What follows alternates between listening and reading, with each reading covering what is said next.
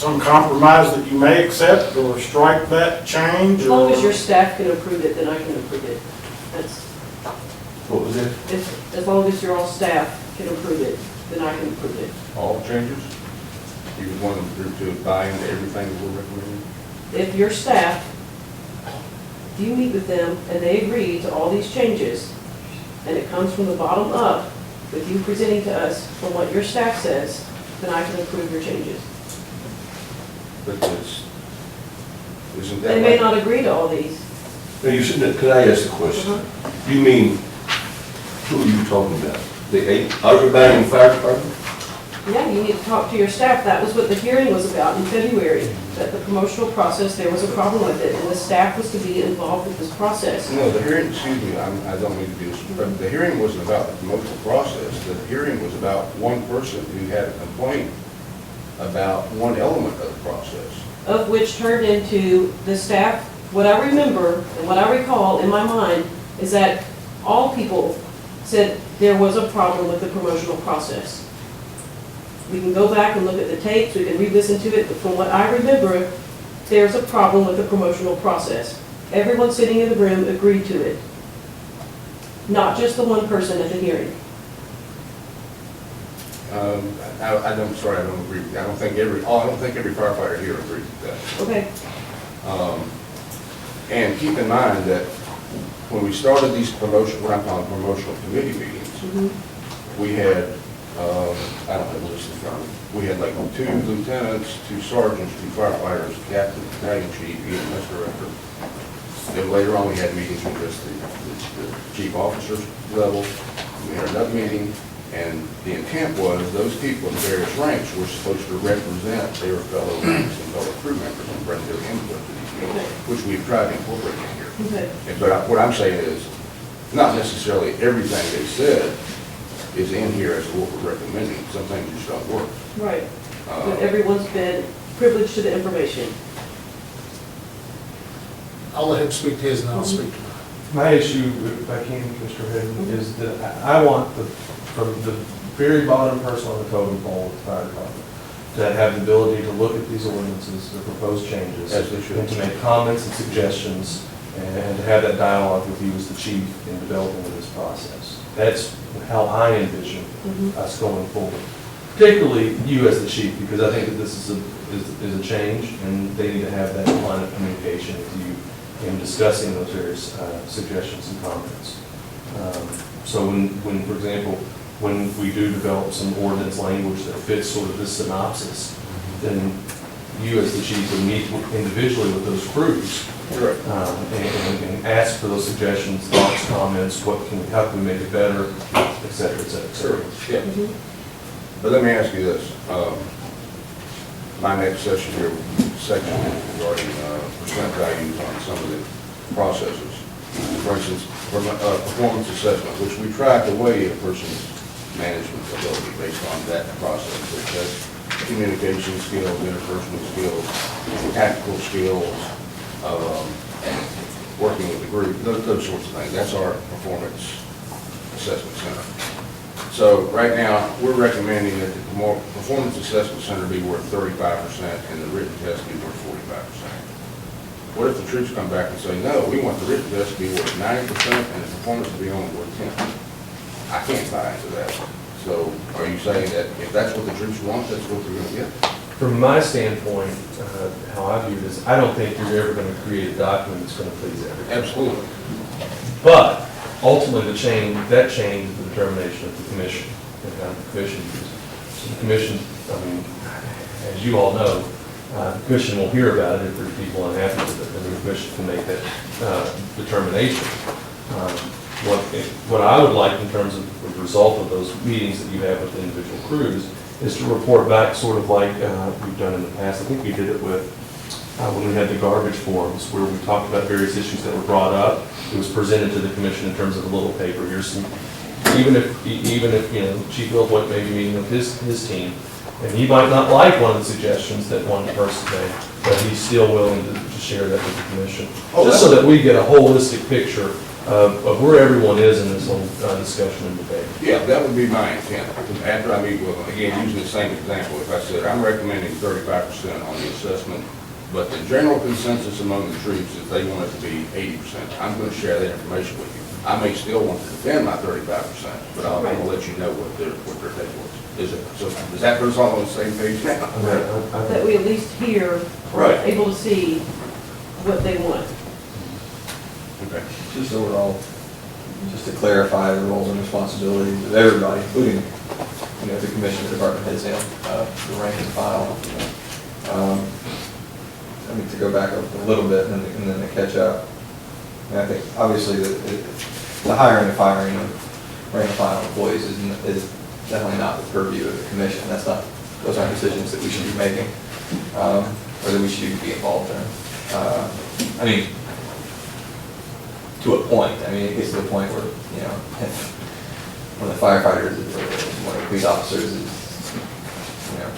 stealing money or something, you come to us and, I guess they get to make their case and the decision falls on us at some point, but that's not something for us to be proactive about.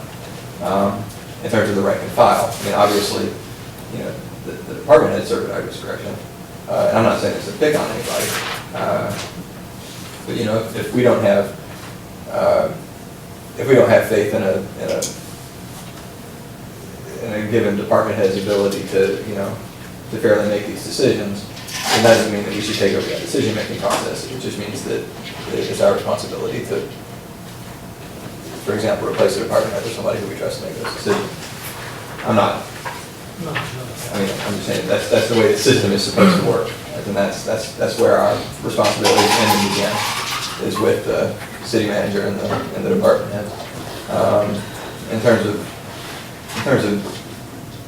this particular process, I guess I'm just trying to keep I'm just trying to reserve judgment on what we're being presented here until we've heard from everybody. Sure. That's all. And a chunk of that's going to be on the employees themselves. I need to be proactive about looking this stuff over and getting back to it. Because some of this stuff, sounds perfectly reasonable when you say it, and somebody might have a different opinion, and we're going to hear that. Oh, yeah, that's good. They're all going to make it, and nobody's going to agree 100%. Right. But that ultimate decision does rest with us, and that's not something that we shouldn't, in terms of the responsibilities of the commission, we shouldn't let the department heads or staff tell us what changes to make. I mean, everybody needs to make their recommendations, make their case, but that ultimate decision responsibility sits with us in our judgment. Well, yeah, just to speak to my process, mine was done mostly by email. Last year, when we began this discussion, sent out an email soliciting suggestions, and most of these suggestions came from that. But after I had a markup of Chapter 40, the changes, I sent another email out for comments and received comments back on that, the pros and cons, and I have those in email format. Of course, anybody can come and speak to me. Like I said, on my list, really the only one I got much comment on, because most of these were bottom driven. A lot of these changes were suggestions that, right, that's right. And to that point, really the only one that got much comment at all was Rule of 3 for promotion, because they were concerned about the good old boy system. Chief doesn't like me, he's not going to promote me. So.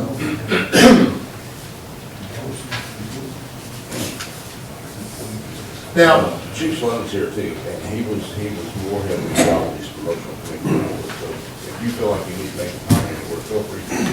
Well, I think just the obvious. I think that consensus is going to be tough to, I think you're obviously intelligent enough to go through the consensus sometimes hard, but you're going to fall using longevity for an issue. I can tell you how longevity is going to fall on consensus. Those that have it will want it to be worth more. Those that don't have it will be worth less. So it's a little bit hard sometimes to, I'm telling you nothing that isn't obvious, to get that consensus that, as you meet with the line personnel, that consensus is a little hard to meet sometimes, because I can travel around from stations, so we'll have these meetings. And so I go around to stations, I try to get on Fridays especially, and spend time in stations and sit down, and sometimes people want to talk about nothing, sometimes they want to talk about a lot, but I can go to one station and hear, oh, we've got to have more longevity. I'm using that as the simplest one. Or grid test, we get too many test takers. And I go to the next, on the very same shift, I go to the next place, and the grid test didn't come, these assessment centers are horrible. You know, when I ask for feedback, I can't get feedback, and that's just the nature of the assessment centers. So, you know, I would just, I guess, hope that as we go through it, realizing that consensus is sometimes hard to reach, and also on a couple of these issues, one in particular, I think there was a recommendation on the cutoff score at some point that perhaps it's not the majority that goes with it, but you know, there was some reasoning, and be happy to share that with you, the reasoning as to why we reached the cutoff that we reached, as opposed to longevity, not to be long-winded, but longevity, for example, people want to really scale it back, say, don't make me use longevity to reach a minimum score. Well, if it's not important to use your longevity to reach the minimum score, it probably has no place in the promotional process. Either it's worth 10% or it didn't. Maybe it will be worth 5%. So someplace you got to say, is it part of the process or not? And I think sometimes that people really put but that's human nature, and you know that.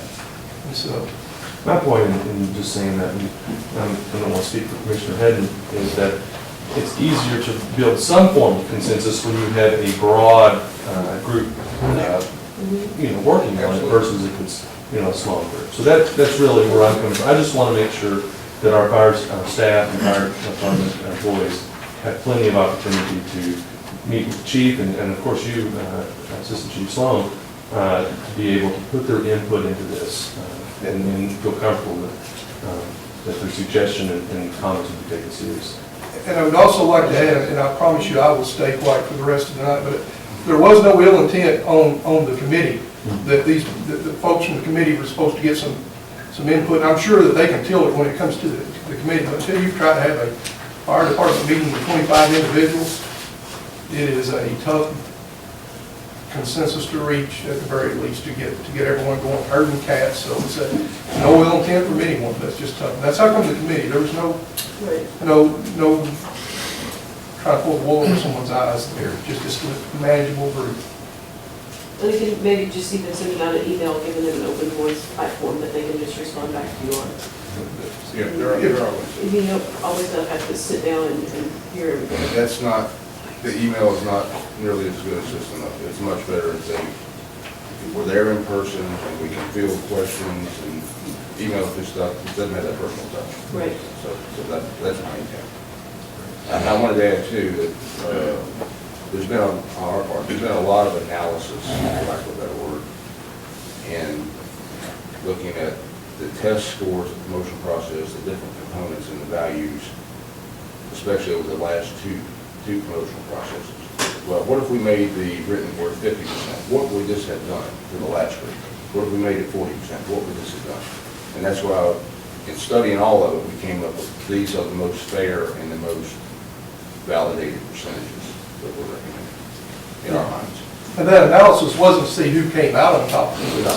The analysis was to say, would this have cut too many members that we really wouldn't have filled the positions? Because all this sounds good that you want to increase the assessment center, you find out the assessment scores generally run lower than the written score. So then your 70 cutoff, you could run into a problem. So that's where some of the analysis came in, was not on who the individual would end up, but do we want to eliminate 9 out of 10 people that apply for lieutenant? And I think the answer is obviously no, because we're going back to the same hiring pool.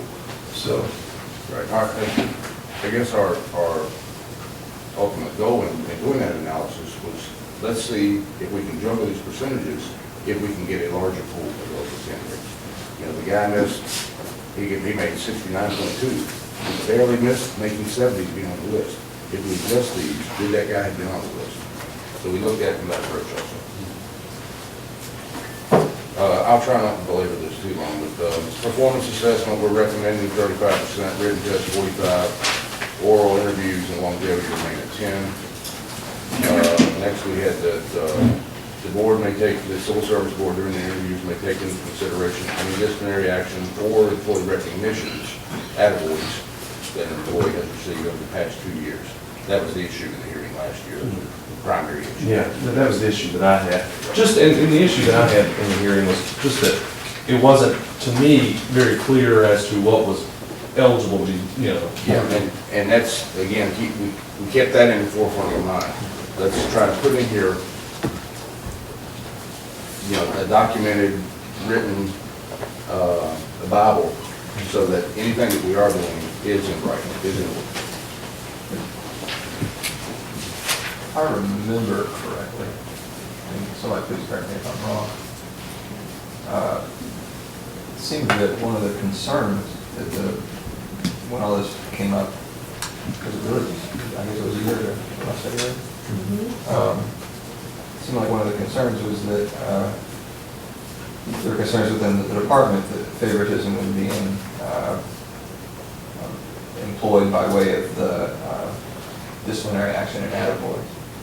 As in, I think there was one firefighter who, gosh, I'm just relying on my memory. It seemed like firefighter who filed a complaint had a disciplinary action was taken into account in his process. And I guess it was, and there was somebody else being promoted who had an affair with a subordinate, and that hadn't been reflected in the. Wasn't to say it's a far greater span. It was 8 years apart. It was 8 years apart. Yes. Right. And So there's a statute, so there's, what's the statute of limitations on that? Is that The on? Civil Service Board only started asking questions last year. Right. And, well, I can only go back 3 years myself, so I don't know if they were asking for anything before that. But they approached me probably in a year to 2 years ago saying, can we start seeing that for promotional? We think we should be taking that kind of a thing into consideration to make sure we get you the best people we can get you.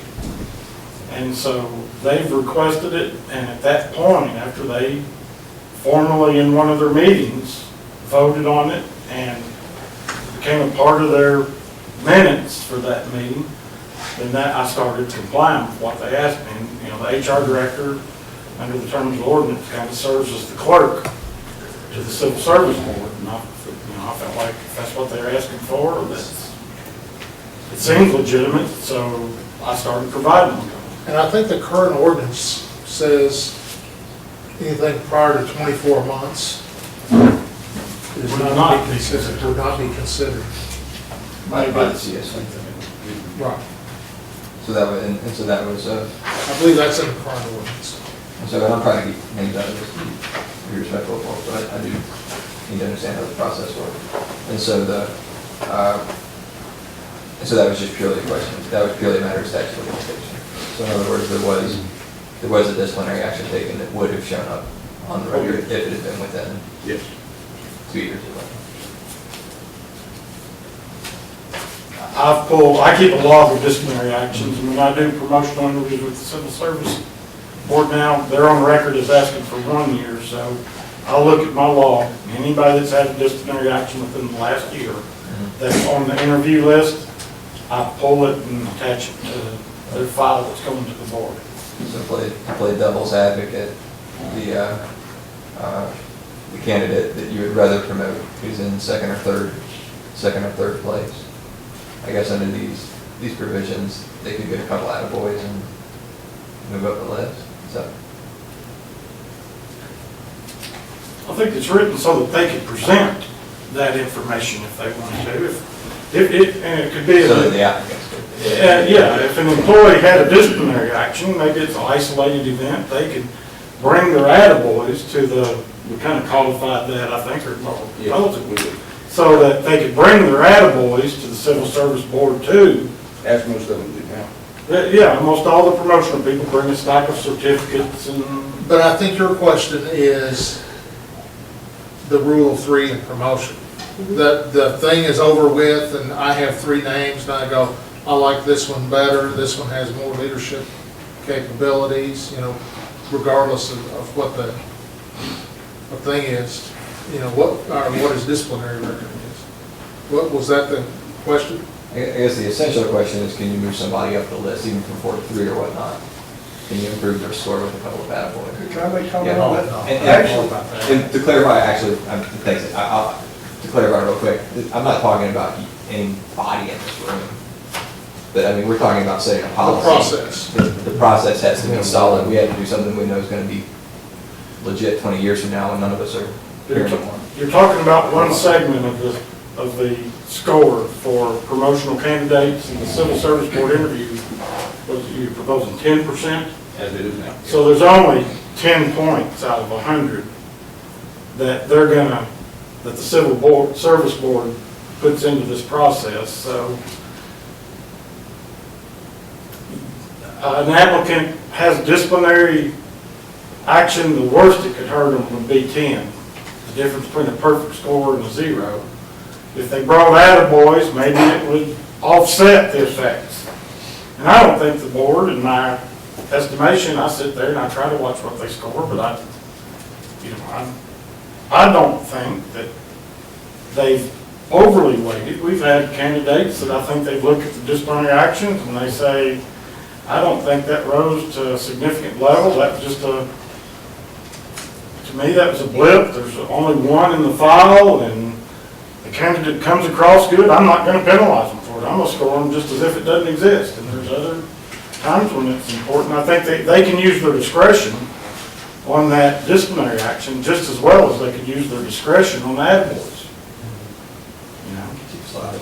I would say that this really makes it a little tougher to get points for the data boys than you really think, because what I've experienced is I get these back that people handed in, they're looking back at stuff the day that we started together, they're handing data boys in. Yeah. And in reality, you're narrowing them down to a time period, and some of these people have to go back, not many. There's several that are getting them, but some people have to go back 8 to 10 years to get an attaboy and put it back on there. And so you're really narrowing it down and say, if it's not the past 2 years, you really need to kind of let that one go. This is the train slip station on that one. And so I've seen sergeants who perhaps give data boys to firefighters that were really off base. And I think that's pretty abnormal for sergeants to give those in that form that fire chief never saw, that perhaps they were presented to the. So I think it ties it up more than it loosens it. I really do.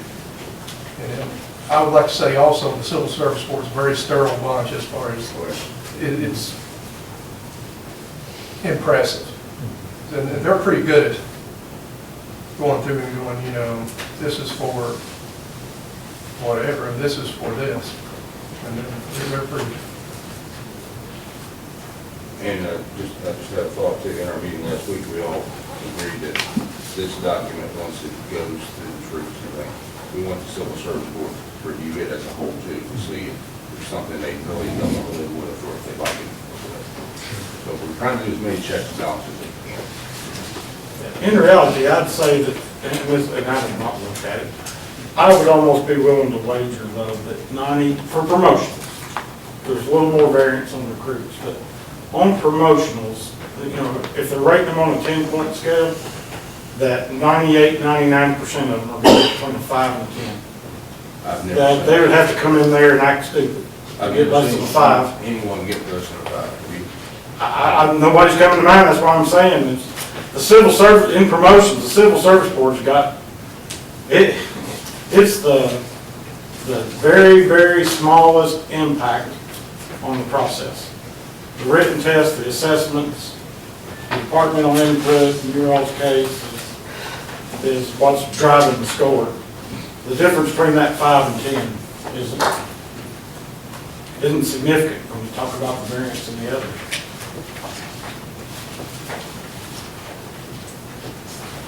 Move on. Anyway, those are only 2 changes in our phases, point values. No changes in the description of performance assessment, oral interviews, etc. And I think all of that, please, Yeah, then we go to the police department, which I won't touch right now.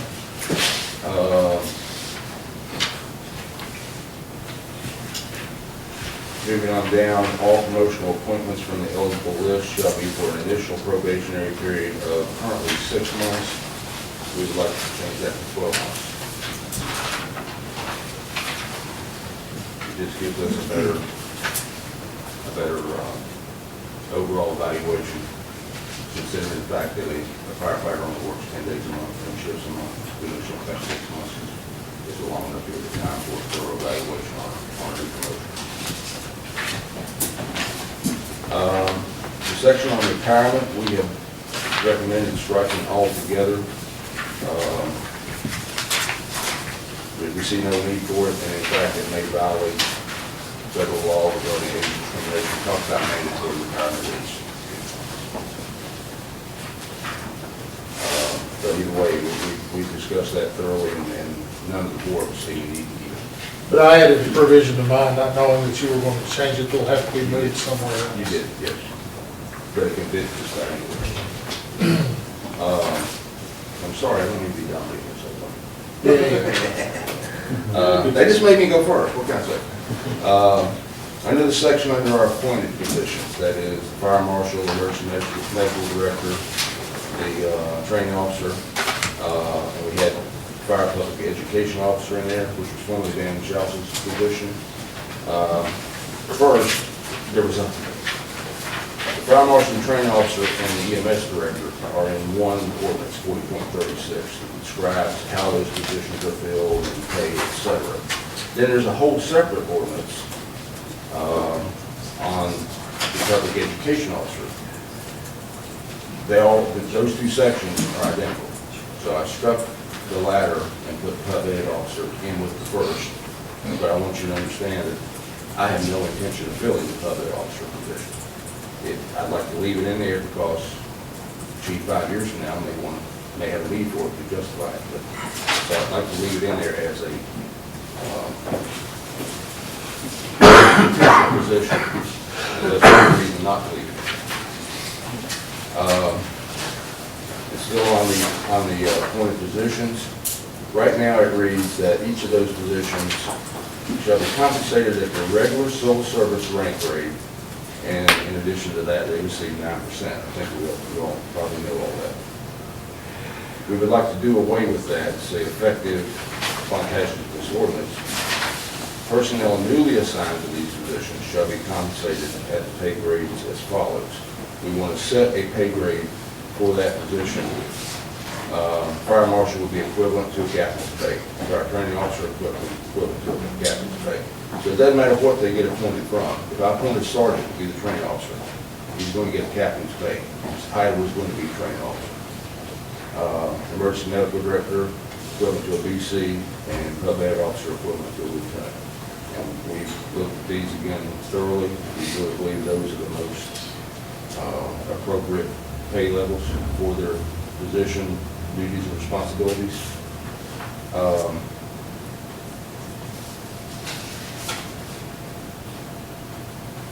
And I think we'll have good support on this from the troops.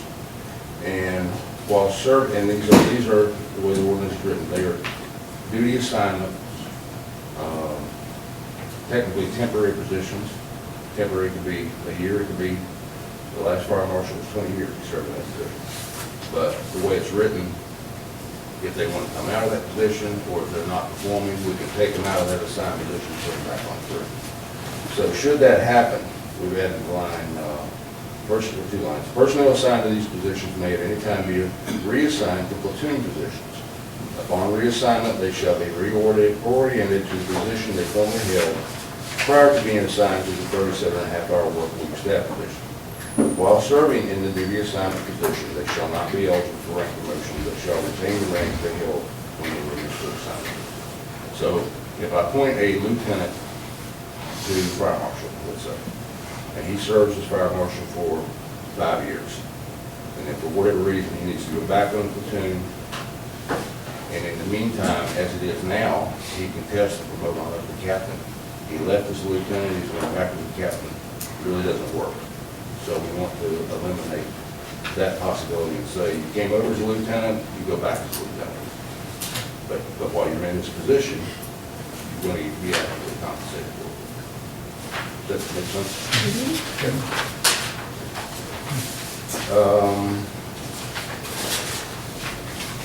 And then emergency preparedness coordinator, which is currently under the fire section, says that that's a full-time staff position in the fire department. Change that to under the police department.